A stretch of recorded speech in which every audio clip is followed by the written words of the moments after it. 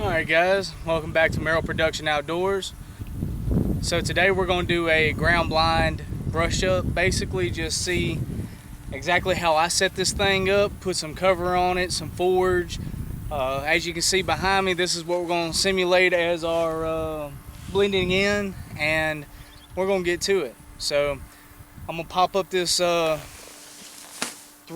see-through blind and we're going to get started. Natural grass that's coming up out of this thing that makes very good camouflage and very good cover and concealment. So that's number one. Whenever you start setting up a ground blind, you look for the best place to be able to blend in naturally without having to do a lot of cutting. Second thing, I don't happen to have any kind of shade, but if it was a place to have shade and some limbs that overhang off of a side of a field or something, that is definitely something to be looking into whenever you start trying to find you a place to set up your ground blind for concealment. You always want to be able to slip in and out of a place as if you're hunting the whole time. Hunting when you're going in, hunting when you're sitting in your blind, and hunting also whenever you're leaving and coming out. Trying to be as sneaky as possible and quiet. So what I would do if I get in a situation like this is cut me a little path to be able to go in and out that's getting out of this thing. Wouldn't do it exactly in a straight line. I would try to be doing it as a weaving motion to keep from being detected while I do it.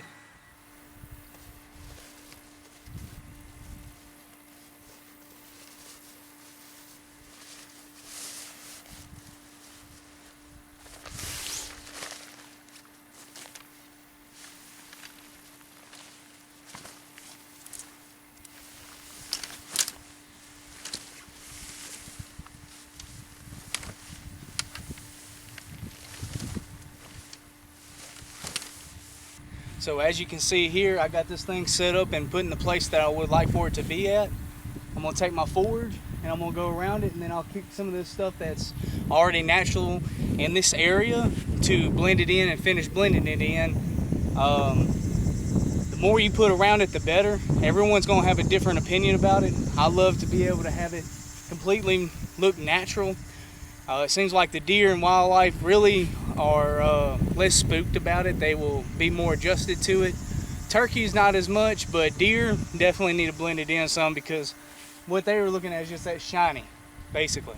That's what they were looking at and they can see. So we're going to put some forage on this thing. And so we're going to go ahead and forage this thing on up and get some brush on it, and then we're going to see what it looks like at the end.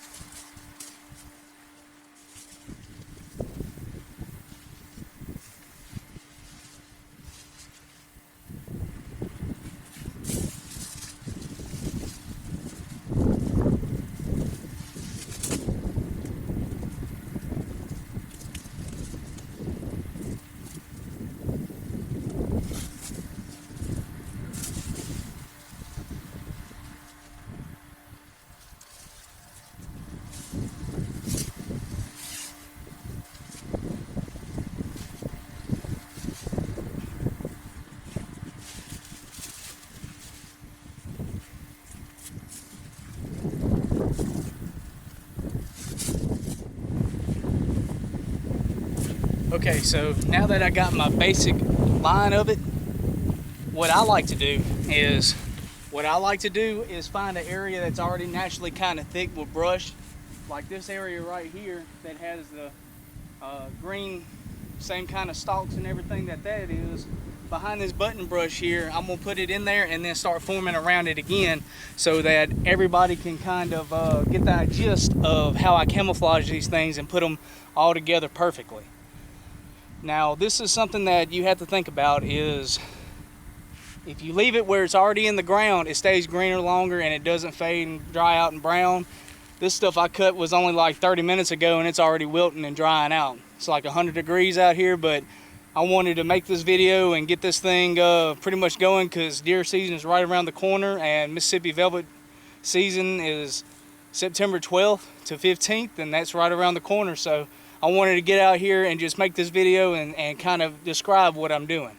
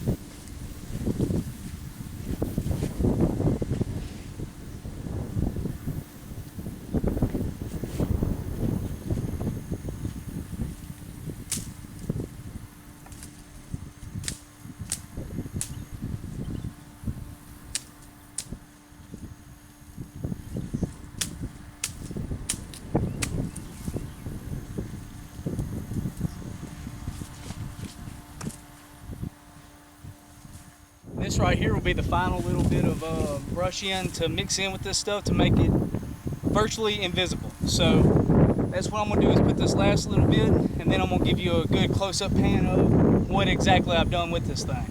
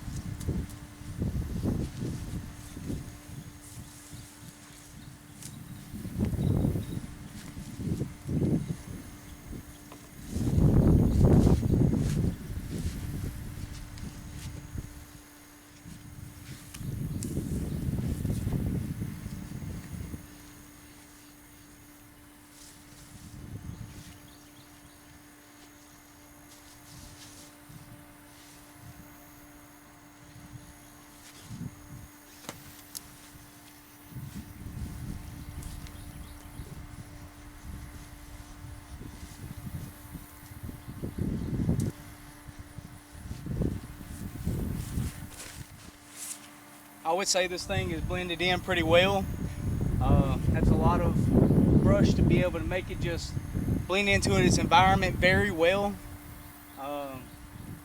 You could put a little bit more to it, but You know, I think that's good enough for especially the broad sunlight like this. If you imagine it being under some shade or some limbs of a tree that's overhanging on the edge of a field, that right there is virtually invisible. I mean, unless you've seen someone put that up, it would be pretty hard to pick it off at a distance.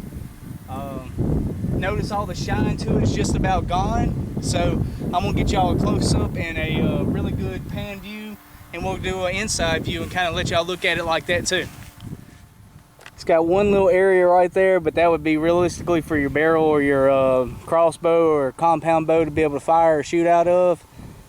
But for the most part, I would say that this is like a solid 10 setup.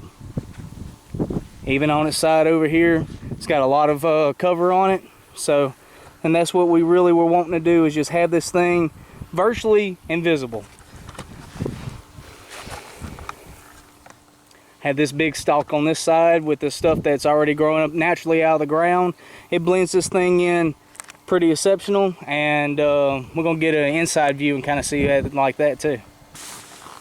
And as you can see on the inside, it's got very good visibility. You're able to see everything, and it's giving it shade and a backdrop also to be able to stay good and hid. I really like these blinds. These blinds seem to be pretty well made, and I can't wait to set some of them up and hunt out of this fall. So as always, hopefully y'all got to learn something about this thing. If it's something that you already knew, that's good too, because honestly, this is really important whenever it comes to deer hunting, especially to blend in with your natural surroundings so the deer don't pick you off with that shine or that glisten of these blinds just naturally out of the factory. Can't wait to get in the woods, can't wait to get back and climbing trees and making new videos for you guys. That's on the way very shortly. Like I said, September 12th is going to be our kickoff for deer season and the velvet buck hunt. Can't wait, very excited about it. Hopefully we can get one down for you guys and start this season off with a bang. So thank y'all for watching this video. Thank you for tuning in. Like, subscribe. If y'all want to see any kind of other content like this, stay tuned. I'm going to try to be putting these things out once a week, and then there's a